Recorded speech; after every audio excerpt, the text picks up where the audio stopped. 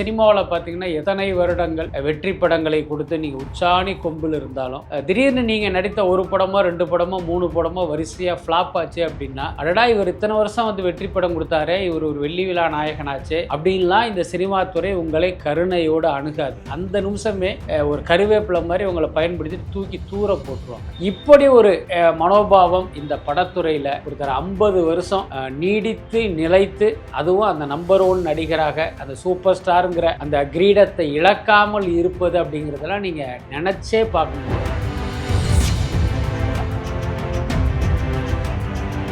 கர்நாடகாவை சேர்ந்த ரஜினி இங்கே சென்னைக்கு வந்து ஃபிலிம் சேம்பரில் இருந்த ஒரு ஃபிலிம் இன்ஸ்டியூட்டில் தான் அவர் படித்தார். அப்போ பார்த்தீங்கன்னா இவர் வந்து வேறு மாநிலத்தை சேர்ந்தவர் அப்படிங்கிறதுனால இவருடைய தமிழ் உச்சரிப்பு மற்றவர்களிடமிருந்து மாறுபட்டு இருக்கும். இன்னும் சொல்ல போனால் அது வந்து ஒரு விமர்சனத்துக்குரிய கேலிக்குரிய விஷயமாக கூட இருந்திருக்கிறதுக்கு வாய்ப்பு இருக்கு. படபடபடான்னு பேசும்போது அது சரியா புரியாமல் பல பேரையோ இன்னும் ஏன் இந்த மாதிரி பேசுகிற அப்படின்லாம் கிண்டல் பண்ணி இருக்கிறதுக்கு அதுக்காக ரஜினி வந்து தன்னுடைய ஸ்டைலை வந்து மாற்றிக்கவே இல்லை. தெரியும் ரஜினிக்கு சூப்பர் ஸ்டார் அப்படிங்கிற பட்டம் இருந்தாலும் அதற்கு முன்பு அவருக்கு கொடுக்கப்பட்ட பட்டம்ங்கிறது ஸ்டைல் மன்னன்.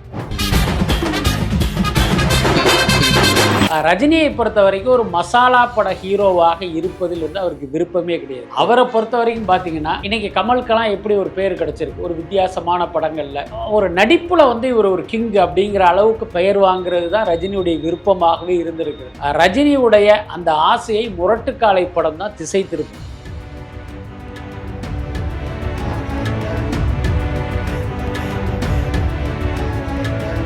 ரஜினியுடைய குணம் அப்படிங்கிறது பார்த்தீங்கன்னா அவர் எப்பயுமே அதிகாரத்தின் பக்கம் இருக்கிற ஒரு நபர் தான் அவருடைய குணம். யார் ஆளுங்கட்சியாக இருக்கிறாங்களோ அவங்களோடு வந்து ஒரு நெருக்கத்தை பயன்படுத்திக்குவார். அதுக்கான நோக்கம் என்ன அப்படிங்கிறது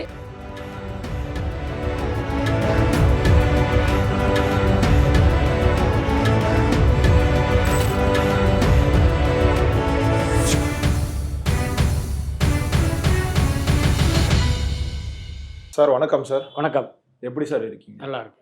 ரஜினிகாந்த் அவர்கள் தமிழ் சினிமாவுக்கு வந்து இந்த 50 ஆண்டுகளை வந்து நிறைவு பண்ணியிருக்காரு சார். இதை இப்போ கௌரவிக்கும் வகையில் வந்து அவருக்கு இந்த வாழ்நாள் சாதனையாளர் விருதை வந்து கொடுத்துருக்காங்க. ஒரு சினிமா பத்திரிகையாளராகவும் ஒரு சினிமா விமர்சகராகவும் ரஜினி சாரோட இந்த சினிமா பயணத்தை முதல்ல எப்படி பார்க்குறீங்க நீங்கள்? உண்மையிலே பார்த்தீங்கன்னா அது ஒரு மிகப்பெரிய சாதனை தான். என்னென்னா நீங்கள் சினிமாவை வந்து தூரத்திலிருந்து பார்ப்பதற்கும் இந்த நீங்கள் அருகிலிருந்து பார்ப்பதற்கும் ஒரு பெரிய வித்தியாசம் இருக்குது. இப்போ நம்மளாம் கிட்டத்தட்ட 85லேருந்து இந்த சினிமா துறை சார்ந்து இயங்குகிற ஒரு பத்திரிகையாளராக இருப்பதனால இங்கே ஒரு நடிகருக்கு பட வாய்ப்பு கிடைப்பது அப்படிங்கிறது எவ்வளோ பெரிய சிரமமான விஷயம். அதை அடைவதற்கு பின்னால் எவ்வளோ பெரிய போராட்டம் இருக்கும். அதுக்கப்புறம் அந்த பட வாய்ப்பு கிடைத்து அந்த படத்தை மக்கள்கிட்ட வந்து உரிய முறையில் கொண்டு போய் சேர்த்து அந்த படம் வெற்றி படமாகி அதுக்கப்புறம் அந்த வெற்றியை தக்க வைத்து கொள்வது அப்படிங்கிறதெல்லாம் பார்த்திங்கன்னா இங்கே வந்து ஒரு மிகப்பெரிய விஷயம். அதெல்லாம் நீங்கள் வார்த்தைகளால் விவரிக்கவே முடியாது. அதுக்கப்புறம் சினிமாவில் பார்த்திங்கன்னா எத்தனை வருடங்கள் வெற்றி படங்களை கொடுத்து நீங்கள் உச்சாணி கொம்பில் இருந்தாலும் திடீர்னு நீங்கள் நடித்த ஒரு படமோ 2 படமோ 3 படமோ வரிசையாக ஃப்ளாப் ஆச்சு அப்படின்னா அடடா இவர் இத்தனை வருஷம் வந்து வெற்றி படம் கொடுத்தாரே இவர் ஒரு வெள்ளி விழா நாயகனாச்சே அப்படின்லாம் இந்த சினிமா துறை உங்களை கருணையோடு அணுகாது. அந்த நிமிஷமே ஒரு கருவேப்பிலை மாதிரி உங்களை பயன்படுத்தி தூக்கி தூர போட்டுருவாங்க. அதுதான் சினிமா துறையினுடைய இயல்பு. அதை நம்ம தப்புன்னு சொல்ல முடியாது. என்ன காரணம்னா இப்போ சினிமாவை வந்து நம்ம கலை வியாபாரம் பொழுதுபோக்கு அப்படி இப்படிலாம் சொன்னாலும் உண்மையில் இன்றைக்கு சினிமா துறைன்றது பார்த்திங்கன்னா ஒரு சூதாட்டம் தான். ஒரு பல கோடியை போடணும், அதை குறுகிய நாட்கள்லேயே அதை ரெட்டிப்பாக 3 மடங்கு லாபத்தோடு திரும்ப எடுக்கணுங்கிற அளவுக்கு இது வந்து ஒரு சூதாட்டமாக மாறிடுச்சு. அதனால் இங்கே இருக்கிற முதலாளிகளுக்கு, அதாவது தயாரிப்பாளர்களுக்கும் சரி விநியோகஸ்தர்கள் மற்ற வியாபாரிகளுக்கும் சரி எந்த கருணையுமே கிடையாது. இவர் படத்தை வாங்கினா நமக்கு லாபம் வருமா, இவரை வச்சு படம் தயாரித்தா நமக்கு லாபம் வருமா, இல்லையா இவர் தள்ளி விட்டுரு அப்படி தான் இவங்க நினப்பாங்க. இப்படி ஒரு மனோபாவம் இப்படி ஒரு தன்மை உள்ள இந்த படத்துறையில் ஒருத்தர் 50 வருஷம் நீடித்து நிலைத்து அதுவும் அந்த நம்பர் 1 நடிகராக அந்த சூப்பர் ஸ்டாருங்கிற அந்த கிரீடத்தை இழக்காமல் இருப்பது அப்படிங்கிறதெல்லாம் நீங்கள் நினச்சே பார்க்க முடியாது. இது பார்த்திங்கன்னா வெறுமனே அதிர்ஷ்டத்தில் விளைந்ததாவெல்லாம் நம்ம எடுத்துக்க முடியாது. நிச்சயமாக இந்த வெற்றிக்கும் ரஜினியினுடைய இந்த உயரத்துக்கும் அவருடைய உழைப்பும் திறமையும் தான் முதன்மையான காரணம். அதுக்கப்புறமா தான் அவருக்கு அமைந்த வாய்ப்புகள் அதற்கு கிடைத்த வெற்றி, மற்ற புற காரணங்களை எல்லாம் நம்ம அதுக்கு கீழே அடுக்கலாம். ஆனால் பிரதான காரணம் என்ன அப்படின்னா ரஜினியுடைய திறமையும் உழைப்பும் தான். ஸோ அப்பேற்பட்ட திறமையாளருக்கு, ஒரு உழைப்பாளருக்கு வந்து இந்திய ஒன்றிய அரசு வந்து ஒரு உரிய கௌரவத்தை கொடுத்தது அப்படிங்கிறது ஒரு பாசிட்டிவான விஷயம்தான். பட் அதே நேரம் பார்த்தீங்கன்னா இதுக்கு வந்து ஒரு பெரிய ஊடக கவனம்லாம் இல்லை. ஏதோ வந்து மயிலாப்பூர் ஃபைன் ஆர்ட்ஸில் ஒரு ஃபங்க்ஷனை நடத்தி அங்கே வந்து ஒரு கேடயத்தை கொடுக்குற மாதிரி பார்த்தீங்கன்னா எந்த கவன ஈர்ப்பும் இல்லாமல் ஒரு சம்பிரதாயமாக நடத்தப்பட்டிருக்கு. அது வந்து நமக்கு லேசான ஒரு வருத்தத்தையும் கொடுத்துருக்கு. அதை நம்ம அங்கே பதிவு பண்ணி தான் ஆகணும். ஆக்சுவலாக இப்போ ரஜினி சாரோட இந்த ஆரம்ப காலகட்ட இந்த சினிமா வந்து எப்படி சார் இருந்தது? ஏன்னா இப்போ ஒரு பக்கம் வந்து எம்ஜிஆர் சார் இருந்தார், சிவாஜி இருந்தார், அது பற்றாத குறைக்கு கமல்லாம் இருந்தார். இவங்களெல்லாம் தாண்டி எப்படி ரஜினி சாரால் அந்த சினிமா ஃபீல்டுக்குள்ளே வர முடிஞ்சது, பெரிய அளவில் வந்து சாதிக்க முடிஞ்சது? இல்லை, அதுக்கு காரணம் வந்து ரஜினியுடைய தனித்தன்மை தான். எங்கள் சினிமாவில் நிறைய பேர் வருவாங்க போவாங்க, அதில் பல பேர் பார்த்திங்கன்னா நம்மளுடைய ஞாபகத்திலேயே இருக்க மாட்டாங்க. ஆனால் இன்றைக்கு நம் நினைவில் நிற்பது மட்டுமல்ல, நிலைத்து நிற்பதற்கும் யாருக்கெல்லாம் தனித்தன்மை இருக்கிறதோ அவர்களால் மட்டும்தான் அது சாத்தியம். இப்போ நம்ம பாருங்கள், ரஜினி, கமல், இந்த மாதிரி நீங்கள் சில நடிகர்களை பட்டியல் போட்டிங்க அப்படின்னா இவங்க எல்லாருக்கும் பொதுவான அம்சம் என்ன அப்படின்னா அந்த ஒவ்வொருவருக்குமே பார்த்தீங்கன்னா ஒரு தனித்தன்மை இருக்கும். அல்ல அவரை மாதிரி நடிக்கிற ஒருத்தர், இவரை மாதிரி நடிக்கிறாரு அப்படின்னு ஒருத்தர் பேர் வாங்கினாருன்னா அவரால் நிச்சயமாக நிலைத்து நிற்க முடியாது. ஏன்னா அவர் மாதிரி நடிக்கிறதுக்கு அவர் இருக்கும்போது இவர் எதுக்கு அப்படின்னு ஒரு ஆடியன்ஸு கேள்வி கேட்பாங்க. ரஜினியை பொறுத்த வரைக்கும் அவரிடம் இருந்தது அது தனித்தன்மை தான். உதாரணத்துக்கு கர்நாடகாவை சேர்ந்த ரஜினி இங்கே சென்னைக்கு வந்து ஃபிலிம் சேம்பரில் இருந்த ஒரு ஃபிலிம் இன்ஸ்டியூட்டில் தான் அவர் படித்தார். அடையாறு திரைப்பட கல்லூரி மாணவர் கிடையாது, இது ஃபிலிம் சேம்பரால் நடத்தப்பட்ட ஒரு திரைப்பட கல்லூரி. அதில் தான் இவர் நடித்தது. அப்போ பார்த்தீங்கன்னா இவர் வந்து வேறு மாநிலத்தை சேர்ந்தவர் அப்படிங்கிறதுனால இவருடைய தமிழ் உச்சரிப்பு மற்றவர்களிடமிருந்து மாறுபட்டு இருக்கும்.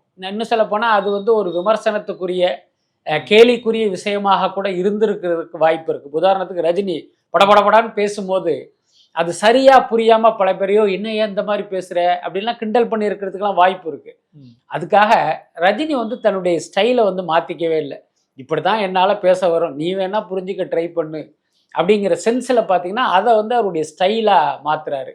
அதுக்கப்புறம் உங்கள் எல்லாருக்குமே தெரியும், ரஜினிக்கு சூப்பர் ஸ்டார் அப்படிங்கிற பட்டம் இருந்தாலும் அதற்கு முன்பு அவருக்கு கொடுக்கப்பட்ட பட்டம்ங்கிறது ஸ்டைல் மன்னன். என்ன காரணம், அவர் சிகரெட் பிடிக்கிறதுல ஆரம்பித்து நடக்கிறது, நிற்கிறது, உட்கார்றது எல்லாத்துலேயுமே பார்த்தீங்கன்னா ஒரு ஸ்டைல் இருக்கும். ஏன்னா ஸோ இது எல்லாம் தான் ரஜினியை வந்து மற்ற நடிகர்களிடமிருந்து வித்தியாசப்படுத்தி காட்டியது. அதுக்கப்புறம் ரஜினியுடைய ஆரம்ப கால திரை வாழ்க்கையை பார்த்தீங்க அப்படின்னா வில்லனாகவும் நெகட்டிவ் கேரக்டர்லையுமே நடித்தவர் தான் ரஜினி. நீங்கள் சினிமாவுக்கு வர்ற எல்லாருக்குமே நம்ம ஹீரோவாக நடிக்கணும், கோடி கோடியாக சம்பாதிக்கணுங்கிறது தான் கனவாக இருக்கும். ஆனால் ரஜினியை பொறுத்த வரைக்கும் பார்த்தீங்கன்னா நம்ம ஹீரோவாக தான் நடிக்கணும்னு அவர் நினைக்கவே இல்லை. நெகட்டிவ் கேரக்டர், வில்லன் கேரக்டர் எல்லாமே பண்ணார். என்ன காரணம் அப்படின்னா அவர் வந்து ஒரு ஃபிலிம் இன்ஸ்டியூட்டிலிருந்து நடிப்பை கற்றுக்கிட்டு வந்ததுனால அவரை பொறுத்த வரைக்கும் வில்லனாக நடித்தாலும் நடிப்பு தான், ஹீரோவாக நடித்தாலும் நடிப்பு தான் அப்படிங்கிற அந்த புரிதலும் பக்குவமும் ரஜினிகிட்ட இருந்தது. இப்போ ஒரு கற்பனைக்கு நான் சொல்கிறேன், ரஜினிகாந்த் வந்து நான் இல்லை நான் ஹீரோவாக தான் நடிப்பேன் அப்படின்னு ஒரு பிடிவாதத்தோடு சினிமாக்குள்ளே என்ட்ரி ஆகிருந்தா இப்போ அவர் நினச்ச மாதிரி ஹீரோ வாய்ப்பு கிடைக்கலன்னா என்ன பண்ணியிருப்பாருன்னா பேக் டு பெவிலியன் பெங்களூரே போயிருப்பார். என்ன ஆனால் அன்றைக்கு பார்த்தீங்கன்னா ரஜினியுடைய தோற்றத்தில் கூட ஒரு சின்னதாக ஒரு வில்லனிக்கு தோற்றம் தான் இருக்கும். அதுக்கப்புறம் அது வந்து ஹீரோவாக மாறி மக்கள் ஏற்றுக்கொண்ட சூப்பர் ஸ்டாராக மாறினதுங்கிறதெல்லாம் பிற்காலத்தில் நடந்தது. ஆரம்பத்தில் நீங்கள் கமலும் அவரும் நடிக்கிறார் அப்படின்னா உங்களுக்கு ஆப்வியஸாகவே கமல் ஹீரோவாகவும் ரஜினி வந்து வில்லனாகவும் தான் தெரிவார். ஆனால் ரஜினியை பொறுத்த வரைக்கும் இந்த பாகுபாடு எதையுமே வச்சுக்காம நம்மளை பொறுத்த வரைக்கும் ஒரு நடிகன், நம்ம வந்து நடிக்கணும், அதுதான் நம்ம நோக்கம்ங்கிறத அவர் எடுத்த முடிவு. அதுவும் கூட அவருடைய இந்த வெற்றிக்கெல்லாம் ஒரு அடிப்படையான காரணம்னு நான் நினைக்கிறேன். இன்னொன்று எல்லாருக்கும் தெரியாத ஒரு தகவலை கூட சொல்லலாம், அது ரஜினிக்கு ரொம்ப நெருக்கமான ஒரு நண்பர் சொன்ன தகவல் தான். இன்னும் சொல்லப்போனால் ரஜினியை அவர்கிட்ட ஷேர் பண்ணதாக எனக்கு ஞாபகம். ரஜினியை பொறுத்த வரைக்கும் ஒரு மசாலா பட ஹீரோவாக இருப்பதில் வந்து அவருக்கு விருப்பமே கிடையாது. அவரை பொறுத்த வரைக்கும் பார்த்தீங்கன்னா இன்றைக்கி கமலுக்கெல்லாம் எப்படி ஒரு பேர் கிடச்சிருக்கு, ஒரு வித்தியாசமான படங்களில், ஏன்னா ஒரு பரிச்சாத்தமான படங்களில் நடித்து ஒரு நடிப்பில் வந்து இவர் ஒரு கிங் அப்படிங்கிற அளவுக்கு பெயர் வாங்குறது தான் ரஜினியுடைய விருப்பமாகவே இருந்திருக்கிறது. ரஜினியுடைய வார்த்தையிலே சொல்லணும் அப்படின்னா ரஜினியுடைய அந்த ஆசையை முரட்டுக்காலை படம் தான் திசை திருப்பினது. ரஜினி நினச்சது, ரஜினி செல்ல நினைத்த பாதைங்கிறது இப்படி தான். ஆனால் ஒரு முரட்டுக்காலைன்னு ஒரு மசாலா படத்தில் நடித்து அந்த படம் அடைந்த ஒரு மிகப்பெரிய வெற்றி தான் ரஜினியை வந்து ஒரு மசாலா பட ஹீரோவாகவே மாற்றுச்சு. அதுக்கப்புறம் பார்த்தீங்கன்னா இப்போ இந்த ரஜினியுடைய இந்த திரை வாழ்க்கையை பற்றி நம்ம அப்படி பார்க்கும்போது என்ன தோணுச்சு அப்படின்னா, ரஜினி வந்து விரும்பி இந்த திரைத்துறைக்கு வந்தாலும் ரஜினியின் பாதை என்பது அவர் நடித்த படங்களின் வெற்றியால் தீர்மானிக்கப்பட்டதாக தான் எனக்கு தோணுது. அதை வந்து அவர் கரெக்டாக பயன்படுத்திக்கிட்டாரு. என்னன்னா, நமக்கு மசாலா படத்தில் நடிக்கிறதுல ஆர்வம் இல்லை, நம்ம வந்து ஒரு பரிச்சார்த்த படங்களில் நடித்து ஒரு சிறந்த நடிகர்னு பேர் வாங்கணுங்கிறது தான் ரஜினியுடைய எண்ணம். ஆனால் அவருக்கு பார்த்தீங்கன்னா இயற்கை வந்து வேறொரு பாதையை காட்டுது முரட்டு காலை மூலமாக. அப்போ ஐயோ இது எனக்கு பிடிக்காதுங்க, நான் இப்படித்தான் நடிப்பேன் அப்படின்னு சொல்லாமல் தனக்கு அமைந்ததை என்ன அவர் ஒரு ஆசைப்பட்ட வாழ்க்கையாக மாற்றினது ரஜினியுடைய மிகப்பெரிய புத்திசாலித்தனம். அந்த புத்திசாலித்தனத்துக்கு கிடைத்த பரிசு தான் இந்த வாழ்க்கைன்னு நினைக்கிறேன். ஆக்சுவலாக அந்த காலகட்டத்தில் வந்து கமல் வந்து எல்லா ஸ்டேட்லேயும் வந்து நடிச்சிட்டு இருந்தார் சார். எல்லா சைடும் வந்து ஒரு பெரிய ஃபேன் பேஸ் வந்து அவருக்கு இருந்தது.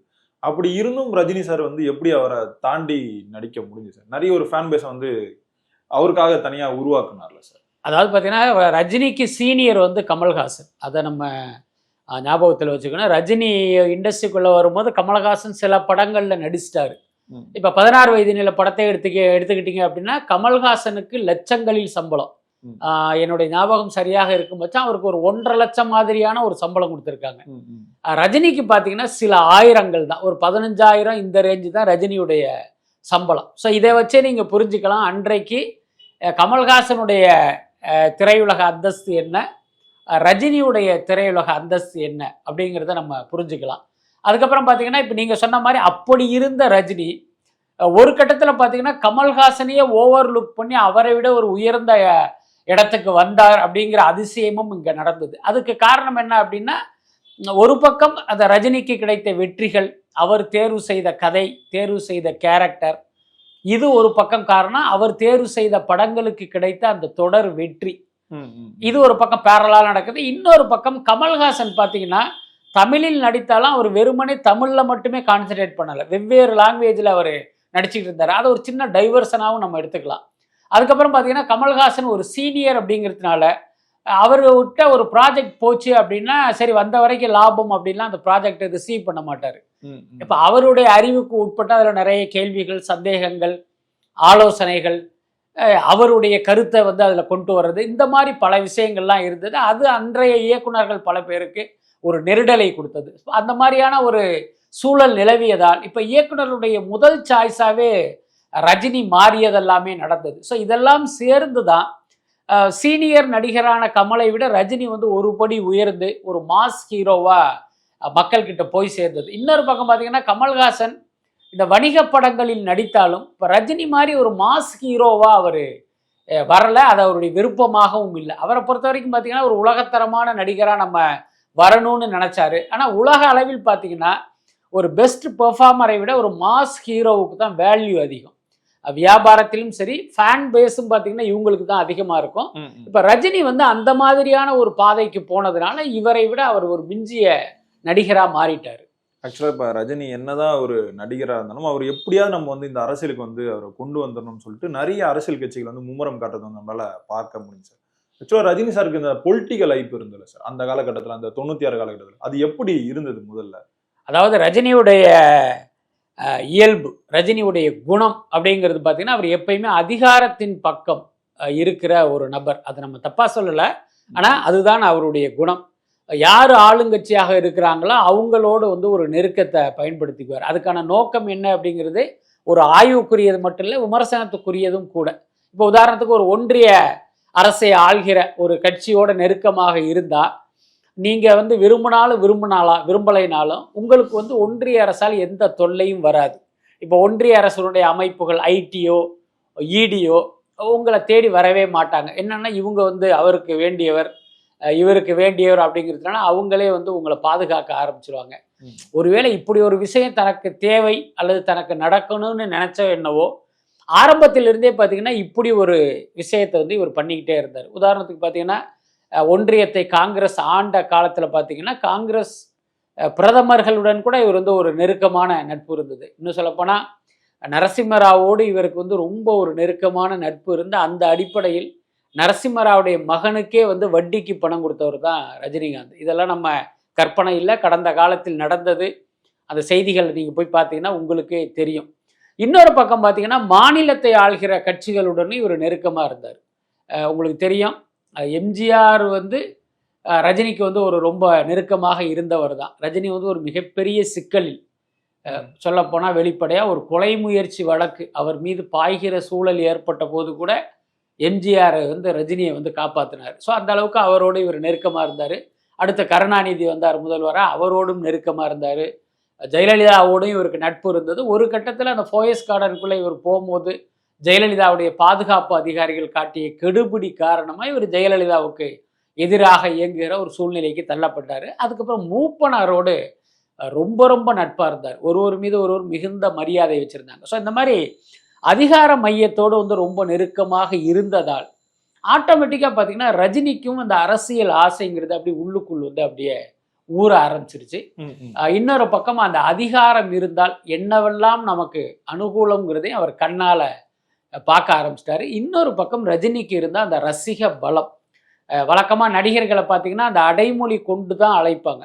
இப்போ ரஜினி, இப்போ கமல்ஹாசன் அப்படின்னா உலக நாயகன் அப்படிம்பாங்க, விஜய் அப்படின்னா தளபதிம்பாங்க, அஜித்னா தலைம்பாங்க. ஆனால் ரஜினியை மட்டும்தான் அவருடைய ரசிகர்கள் ஒரு பக்கம் சூப்பர் ஸ்டார்னு சொல்லுவாங்க, இன்னொரு பக்கம் தலைவர்னு சொல்லுவாங்க. ஏன்னா எந்த கட்சியும் தொடங்காமல் அரசியலுக்கே வராத ஒரு நடிகரை அவருடைய ரசிகர்கள் தலைவராக பார்த்தது ரஜினிக்கு தான். அப்போ ரஜினி அதை புரிஞ்சுக்கிட்டாரு. நமக்கு வந்து ஒரு மிகப்பெரிய செல்வாக்கு இருக்குது, நம்ம அரசியலுக்கு வந்தால் கண்டிப்பாக முதலமைச்சர் தான் அப்படிங்கிற அந்த முடிவுக்கு வந்துட்டார். அதே நேரம் அவருக்கு ஒரு தயக்கம் இருந்தது. என்ன தயக்கம் அப்படின்னா, தமிழ்நாடு அரசியலில் ரொம்ப ஆக்டிவாக இருந்தது பார்த்தீங்கன்னா கருணாநிதி, இன்னொரு பக்கம் மூப்பனார்.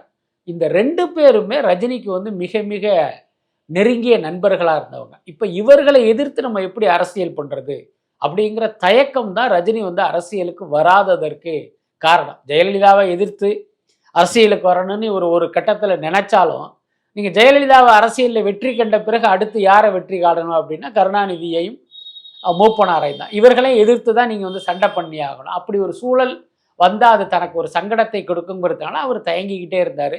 அதுக்கப்புறம் கருணாநிதி, ஜெயலலிதா, மூப்பனாரெல்லாம் மறைந்த பிறகு சரி ஓகே, இப்போ நம்மளுடைய நண்பர்கள் யாரும் அரசியல் களத்தில் இல்லை, நம்ம வர்றதுக்கான ரைட் டைம் இதுதான், தமிழக அரசியலில் ஒரு வெற்றிடம் இருக்குங்கிற அடிப்படையில் அரசியலுக்கு வரலான்னு நினச்சாரு. இன்னொரு பக்கம் இவரை வந்து பாஜக ஒரு கருவியாக பயன்படுத்த நினைத்து அதில் ஓரளவுக்கு வெற்றி பெற்று அவர்களுடைய ஆர்எஸ்எஸ் ஆட்களையே ரஜினியுடைய அரசியலுக்கான தளபதியாக வந்து கொண்டாந்து நிறுத்தினாங்க. என்ன, ஸோ இதெல்லாம் நடந்தது. அப்புறம் ஒரு கட்டத்தில் கோவிட் வந்தது, ரஜினி உடல்நலம் பாதிக்கப்பட்டார். அப்புறம் டாக்டர்களுடைய அறிவுறுத்தல் காரணமாக இவர் அரசியலே வேணாம் அப்படின்னு ஒதுங்கிட்டார். ஸோ இதுதான் ரஜினியுடைய அரசியல் வாழ்க்கை. இப்போ ரஜினி வந்து எம்ஜிஆருக்கு வந்து நெருக்கமானவர் வந்து நீங்கள் சொல்லியிருந்தீங்க சார். இப்போ ஆனால் அந்த காலகட்டத்தில் வந்து எம்ஜிஆர் வந்து ரஜினி அடிச்சுதான்னு சொல்லிட்டு ஒரு தகவல் வந்து பரவலாக பேசப்பட்டிருந்தது சார். அது உண்மைதானா இல்லை சும்மா வதந்தியாக கிளப்பப்பட்டதா? இல்லை, ரொம்ப வெளிப்படையாக சொல்லணும் அப்படின்னா, எம்ஜிஆர் சினிமா நடிகராக அல்லது முதலமைச்சராக இருந்த காலகட்டத்தில் நான் பத்திரிகையாளராக இல்லை. நான் அப்போ வந்து ஒரு மாணவனாக படிச்சுக்கிட்டு இருந்தேன். அதுக்கப்புறம் நம்ம வந்த பிறகு தான் இங்கே பல்வேறு சம்பவங்களை நம்ம இப்போ நம் துறையில் இருக்கிற மூத்த பத்திரிகையாளர்கள் மூலமாக நம்ம கேள்விப்பட்டிருக்கோம். அதே மாதிரி நீங்கள் சொல்கிற எம்ஜிஆர் வந்து ரஜினியை அடித்தார் அப்படிங்கிற தகவலும் நான் செவி வழியாக கேள்விப்பட்டிருக்கேன். அதற்கு வந்து மையப்புள்ளியாக ஒரு நடிகை இருந்தாருங்கிற தகவலும் தெரியும்.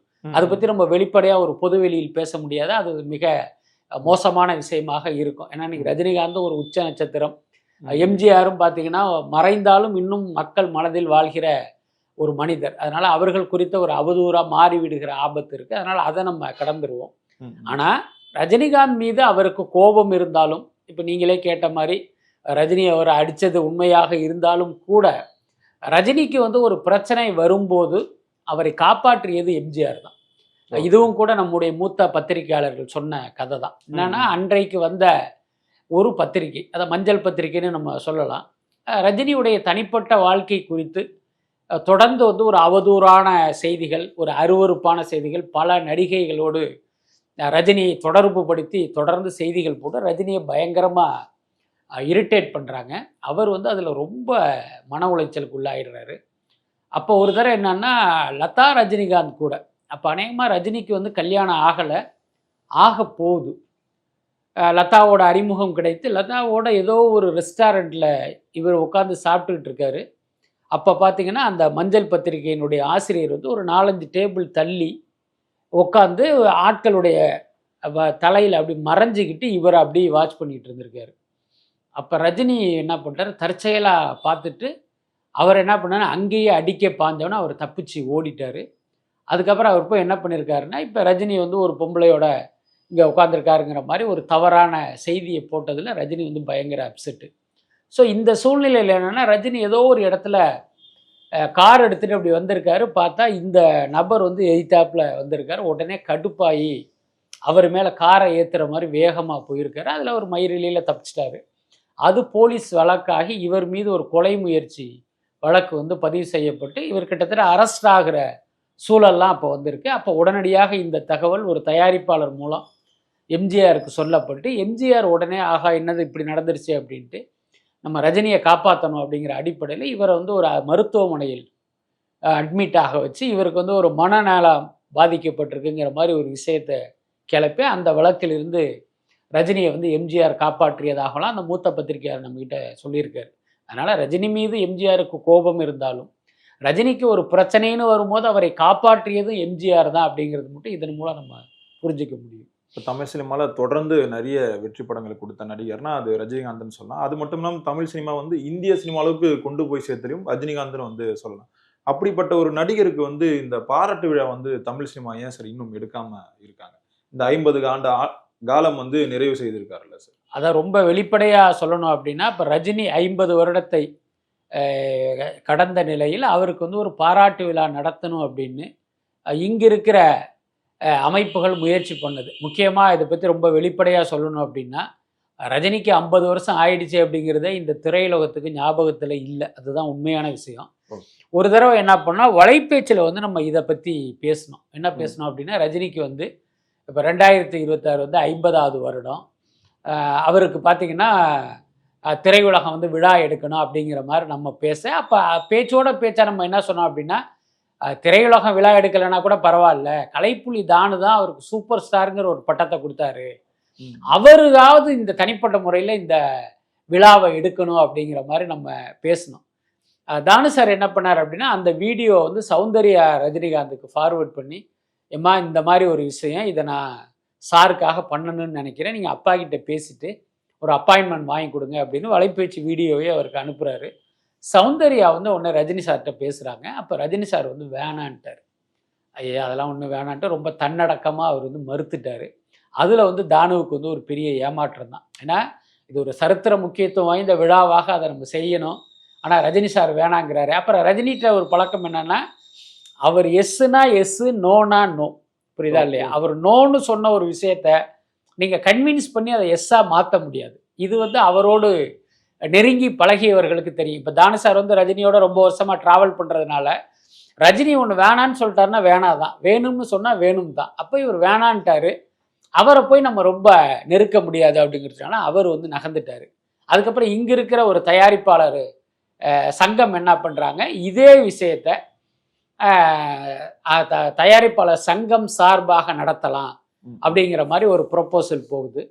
அதையும் வந்து ரஜினி வந்து மறுத்துட்டார். அதுக்கு காரணம் என்ன அப்படின்னா, அந்த ப்ரொப்போசலை கொடுத்த நபர் தெரியும், ஒரு சினிமாவை கண்டுபிடிச்ச ஒரு மாதிரி பல யூடியூப் சேனலில் ஏதாவது உளறிக்கிட்டு இருப்பார். ரஜினியுடைய கூலி படம் குறித்தெல்லாம் ரொம்ப தவறான தகவல்கள்லாம் அவர் பேசிக்கிட்டு இருந்தார். ஸோ இது கூட காரணமாக இருக்கலாமா என்னன்னு தெரில. அதனால ரஜினி வந்து வேணான்னு சொல்லிட்டாரு. அதனால தான் ரஜினிக்கான அந்த பாராட்டு விழா அப்படிங்கிறது அப்படியே நடக்காமையே போயிடுச்சு. பட் என்ன இருந்தாலும் திரையுலக அமைப்புகள் இந்த மாதிரி ஒரு நபர் ஒரு அமைப்பு இப்படி ரஜினியை வந்து அப்ரோச் பண்ணாமல் இங்கே இருக்கிற அத்தனை அமைப்புகளும், தயாரிப்பாளர் சங்கம், ஃபெப்சி, இயக்குனர் சங்கம், நடிகர் சங்கம், இவங்க எல்லாரும் சேர்ந்து ரஜினியுடைய 50 வந்து நம்ம பெருசாக கொண்டாடணும்னு முடிவு பண்ணி, இப்போ கமல்ஹாசன் மாதிரி ஒருத்தர்கிட்ட சொல்லி அவர் மூலமாக ரஜினியை வந்து அப்ரோச் பண்ணி இதை ஒரு ப்ராப்பரான ரூட்டில் போயிருந்தாங்க அப்படின்னா ரஜினி நிச்சயமாக மறுத்திருக்க மாட்டார். அதை வந்து இந்த திரையுலகம் ஸ்மார்ட்டாக செய்ய தவறிட்டாங்க. அப்படிதான் நான் பார்க்குறேன். பொறுத்திருந்து பார்ப்போம் சார் என்ன நடக்குதுன்னு. ரொம்பவே நன்றிகள் சார், எங்களோட நேரம் பகிர்ந்தமைக்கு. நன்றி சார். நன்றி.